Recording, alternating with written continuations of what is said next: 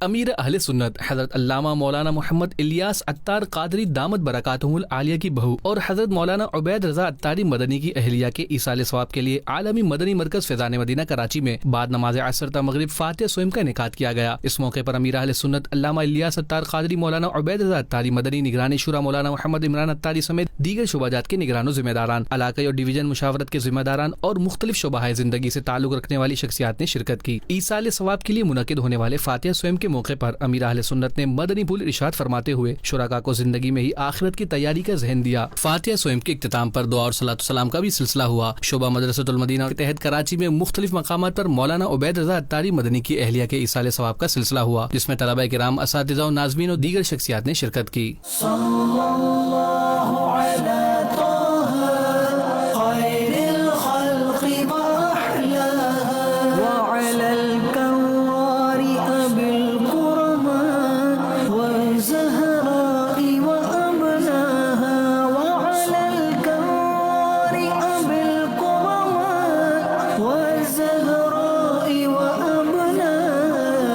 مولانا عبید رضا عطاری مدنی کی اہلیہ کے ایصال ثواب کے لیے کراچی میں ان کی رہائش گاہ پر بھی اسلامی بہنوں کے لیے ایصال ثواب اجتماع کا انعقاد کیا گیا۔ اس موقع پر نگران شورا مولانا محمد عمران عطاری نے آڈیو لنک کے ذریعے سنت و برا بیان بھی فرمایا۔